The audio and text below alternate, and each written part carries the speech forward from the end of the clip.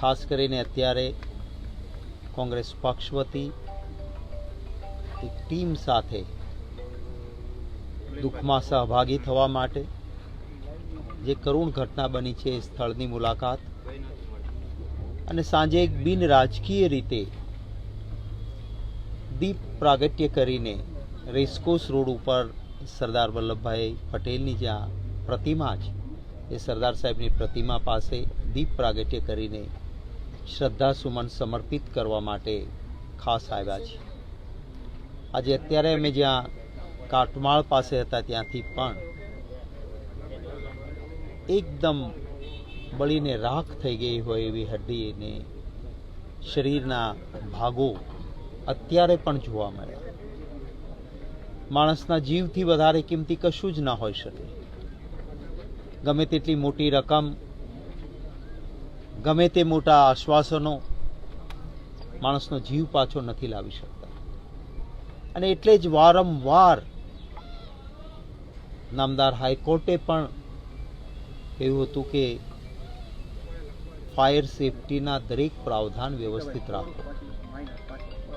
આજે અત્યારે આ તબક્કે વિશેષ કશું જ નથી કહેવું, બધાને મળીએ છીએ।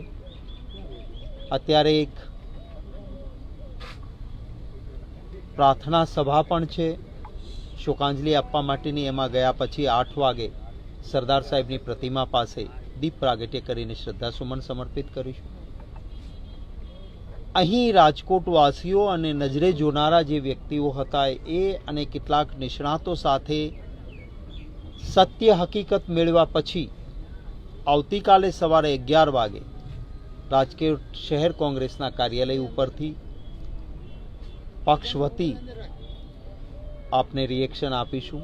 મારા સાથે કોંગ્રેસ વિધાનસભા પક્ષના નેતા ભાઈ શ્રી અમિતભાઈ ચાવડા, ભાઈ શ્રી હિંમતસિંહભાઈ પટેલ, ભાઈ શ્રી બિમલભાઈ શાહ, અમારા શહેર અને જિલ્લાના આગેવાનો, અમારા સૌરાષ્ટ્ર વિભાગના તમામ સંસદના ઉમેદવારશ્રીઓ, અનેક વ્યક્તિઓ આજે માત્ર શ્રદ્ધાસુમન સમર્પિત કરવા માટે અને એક દુઃખમાં ભાગીદાર થવા માટે આવ્યા છે।